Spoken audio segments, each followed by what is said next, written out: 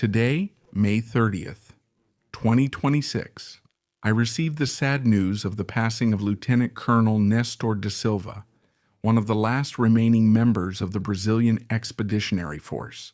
Now we have about 21 members of the Brazilian Expeditionary Force still alive, out of more than 25,000 who went to Italy to fight in World War II in 1944.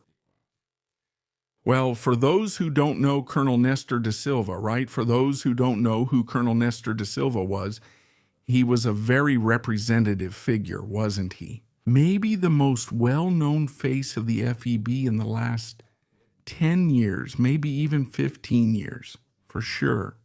Because since he lived there in Brasilia, he was constantly present, right, at these events, both from the Ministry of Defense and at larger events like the celebration of September 7th, right, Independence Day.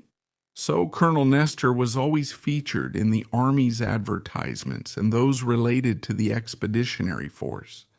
He's a very well-known face that you might have seen before, even if you didn't know who he was, right? So Colonel Nestor da Silva is today.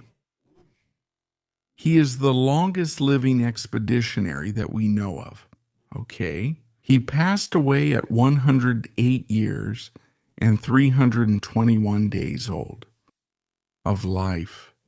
He was just 44 days away from celebrating his 109th birthday.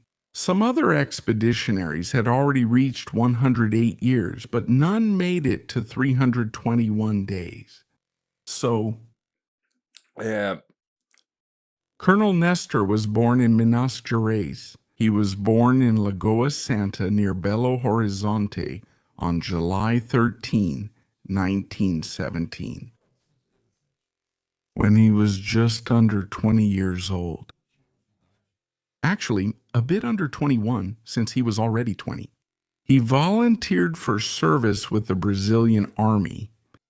So he joined, at the time, the 10th Infantry Regiment there in Belo Horizonte, and there in the 10th Infantry Regiment, after about a year of service, he ended up getting promoted to corporal.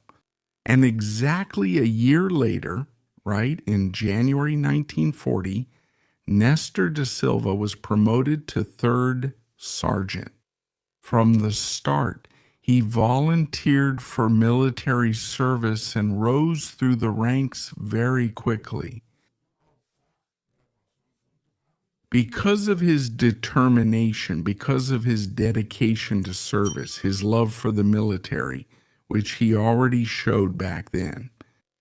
And in 1942, Brazil ended up entering World War II, was drawn into World War II. And Nestor would be drawn along with Brazil to the front lines. The greatest human conflict we've ever recorded. Well, the 11th from São João del Rei, Regiment number 11, was one of the 3 regiments chosen by General Eurico Gaspar Dutra, Brazil's Minister of War, to make up the Brazilian Expeditionary Force. It turns out that the Brazilian Expeditionary Force had to be formed according to the standards of a United States infantry division, because it would serve within an American chain of command with American supply lines. Therefore, the American Health Inspection ended up rejecting the vast majority of the soldiers from the 11th Infantry Regiment. This fact forced the rest of the 4th Military Region from Minas Gerais to contribute a large number of troops in order to complete the regiment that would go to Italy. Therefore, in all the major cities of the state where regiments, hunter battalions, and even military shooting clubs existed, several young men were called up for service due to their very positive health records. One of those who ended up being transferred to the 11th was Nestor da Silva.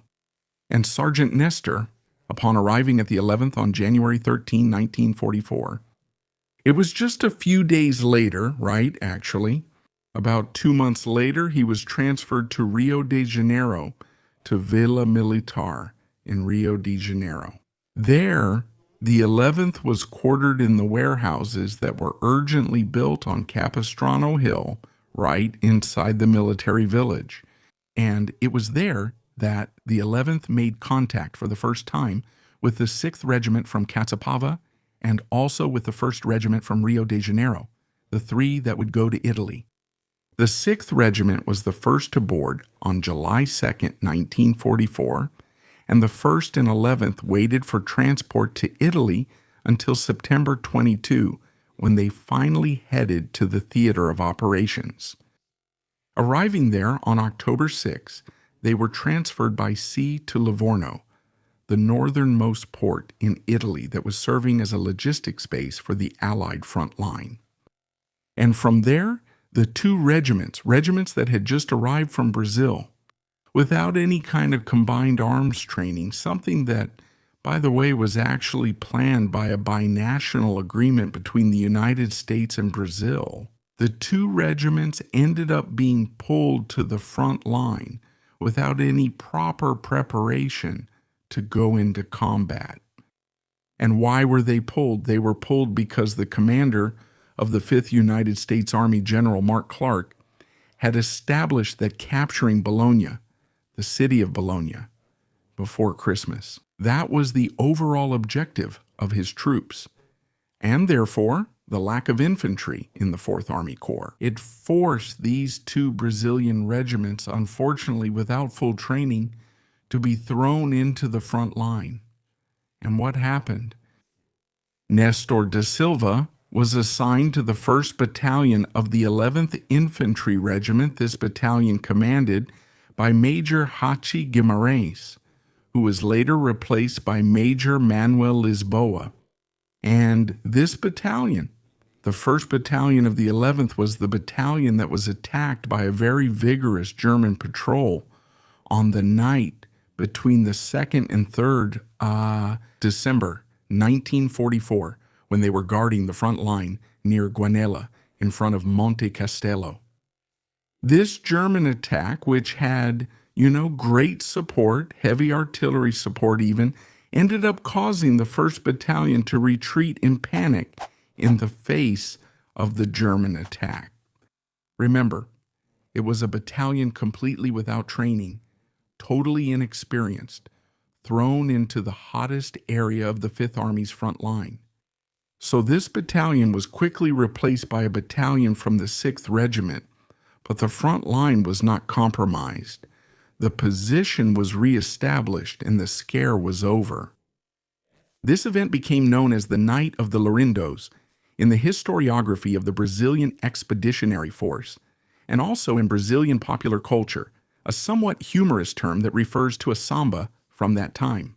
But, interestingly, this same event is treated much more respectfully by the Americans, by the 4th Army Corps, which was in charge of the Brazilian Expeditionary Force, which, in its official history, specifically states that the soldiers without proper training were unfortunately attacked by a very aggressive patrol with heavy artillery support, and this naturally made them flee from there, panic, and run away. No disgrace in that for the soldier. Shortly after that, on December 12th, once again, Mark Clark, insisting on capturing Bologna before Christmas, forces the Brazilian Expeditionary Force to try once again to capture Monte Castelo on its own with low manpower because it had already carried out two other unsuccessful attacks. So, this third attack on December 12th was carried out once again, and this time also by inexperienced troops. The 1st Battalion of the 11th Regiment was among them. Nestor da Silva was among them. Nestor da Silva, then, is appointed as the 2nd Sergeant, the Deputy Commander. Let's put it that way. Second in command of Lieutenant Hippolyte Nunes' platoon, the same platoon that would later achieve great success in the action at Montese. But on that December 12th, Nestor, despite showing a lot of courage, despite showing great commitment to the action, unfortunately, on a larger scale, the German artillery was too much for the Brazilian advance, and there was a lack of air support. The rainy weather, low clouds, and the cold of the approaching winter meant that the hill was not captured that day. And despite General Zenobio's praise for Nestor da Silva's conduct during that action, the Brazilian attack failed for the last time in 1944. During the winter of 44 to 45, Nestor da Silva was one of those who led the most patrols from the Brazilian front line to no man's land before the German front line. So these patrols were what really gave the other two regiments, the 1st and the 11th, the training they needed to become proficient. They also took up the entire winter period, the whole winter season, and they truly turned the Brazilian soldier into a fully capable soldier, a real combat expeditionary force, truly speaking. So much so that when winter gave way and autumn was coming, the operation to guard the Belvedere mountain range and Monte Castelo was carried out. And on that day, February 21, 1945, when Monte Castelo was effectively taken, Sergeant Nestor's battalion was in reserve. However, in the last action of that offensive called Plan Encore, then yes, Sergeant Nestor's battalion, now commanded by Major Manuel Lisboa, played a leading role in the capture of Castelo Nuovo, a location that was the last one held by the Germans in that group of mountains. And the capture of Castelo Nuovo by the FEB was considered the most brilliant action of that entire offensive. It was personally praised by General Mark Clark and by General Willis Krittenberger, commander of the 4th Army Corps. In this way, the Brazilians moved once again, and this time to the Panaro River Valley, to the approaches of the Panaro River Valley, where on April 14, 1945, they were supposed to provide left flank cover for the advance of the U.S. 10th Mountain Division, capturing, in the meantime, a German fortress in the city of Montese. And in this attack on Montese, once again, Major Lisboa's battalion would play the leading role. One company, Captain Sidney's 1st Company, entered the city with 3 platoons. 2 of these platoons were actually located in the main populated area of Montese, which were the Adi Rowan platoons. Nunes, and also to his right, Lieutenant Ari Hawan's platoon, and Nunes and his soldiers, together with Sergeant Nestor, suffered a heavy German artillery attack, concentrated in the center of the city, which demolished several buildings in Montese, and it made the advance much more difficult, causing the platoon to lose contact with the rest of the division for most of that afternoon on April 14th, and in the opening hours of the attack, to the right of Poran Nunes, Lieutenant Ari Howen's platoon found itself paralyzed by a minefield. And during this halt, Ari Howen was fatally hit by a German sniper with a shot to the head, leaving his platoon without command and uncoordinated on the field. After several emergency actions to try to overcome the situation that night, with communications already restored, with Lieutenant Aporin's platoon, which was located at the highest part of the city sheltered inside a church at 11 p.m., the phone rang, and with the German artillery thundering outside and bursts of machine gun fire cutting through the streets and the fighting that didn't stop into the night, Nestor answered the phone. On the other end, the operator said, "You are going to speak with General Mascarenhas de Moraes." Nestor thought it was a joke and got very nervous and told them to stop joking immediately because the fighting outside was non-stop. And he even put the phone receiver into the hole in the wall so the operator could hear the bursts of machine gun fire and the impact of the German artillery. But it wasn't a joke. It was true. General Mascarenhas took the phone and spoke directly with Sergeant Nestor. Sergeant Nestor, at this moment I promote you to second lieutenant. You must leave your platoon and immediately take command of the platoon to your right. Honor these stars. Honor our army. With that message, Nestor left the church and went to take command of the platoon of the late Lieutenant Ari Howen, moving the platoon finally from the point where they had been pinned down and leading them, completing the capture of Montese on the morning of April 15th. In this way, the expeditionary force managed to dislodge the Germans from their last major stronghold in that mountain region, causing the Panaro River Valley to be taken, and forcing the Germans to abandon the Apennines throughout the entire sector. This is attributed to the fact that the Germans abandoned the San Benedetto sector very quickly, a bridge that they ended up not destroying, over the Po River, which remained intact and actually changed the entire axis of advance of the United States Fifth Army's spring offensive. And in the following weeks, the FEB campaign is crowned with a victory over the 148th German Infantry Division in Collecchio and Fornovo. The victorious Brazilians returned to Brazil in the summer of 1945. Upon arriving in Brazil, Nestor reports back to the 10th Infantry Regiment in Belo Horizonte. But in March 1946, he goes to Rio de Janeiro to attend the Reserve Officers Course, which was offered to those sergeants who had been promoted on the battlefield by General Mascarenhas de Moraes, and who now should continue their careers as officers in the army.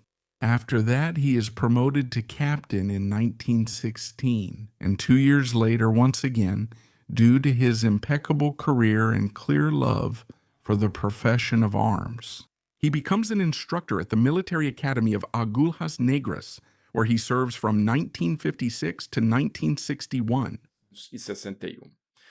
After that, Nestor da Silva is promoted to major in 1964.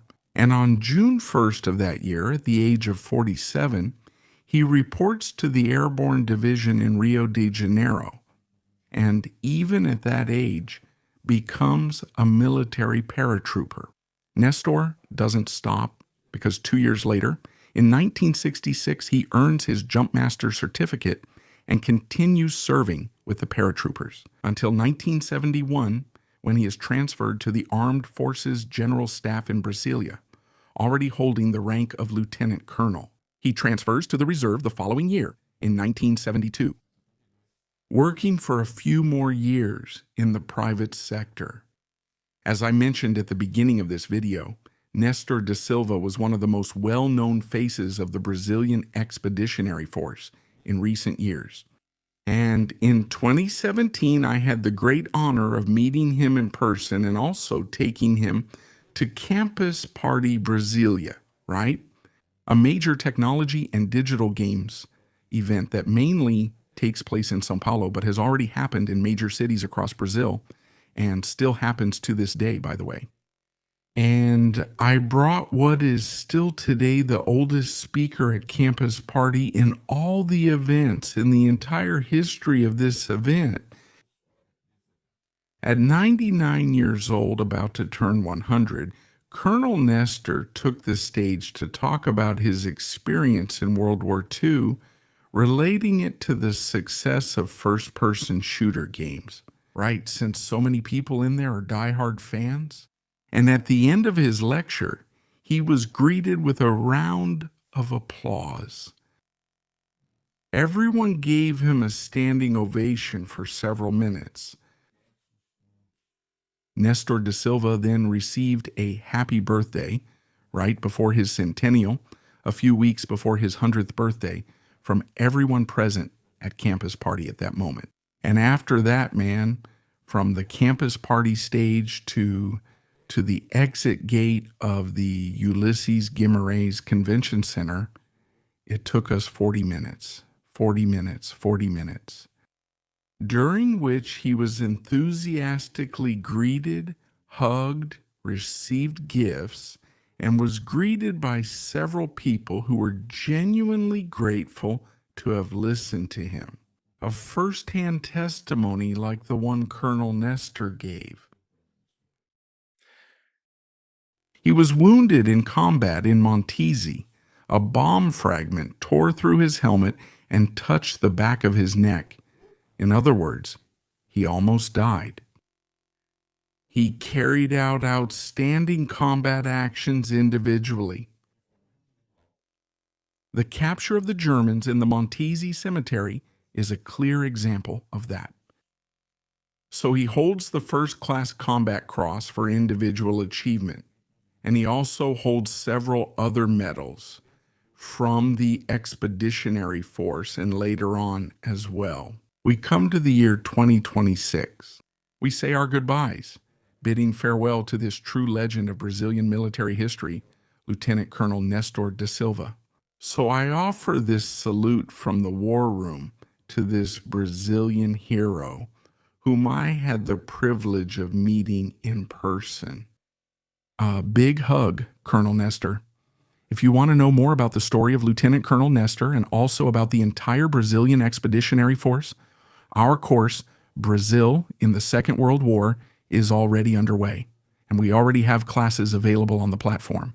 And if you want to keep following along live, enroll today so you don't miss out, because we'll have new classes on Tuesday, okay? To enroll, just scan the QR code on the screen or click the link in the description. And don't wait too long because spots are limited and I'll be waiting for you there. If you like this video, then share it with your friends, but also give us a thumbs up. Don't forget to subscribe to the War Room so you don't miss anything else. That's all for now. Thank you again for watching, and here's a big hug from the War Room.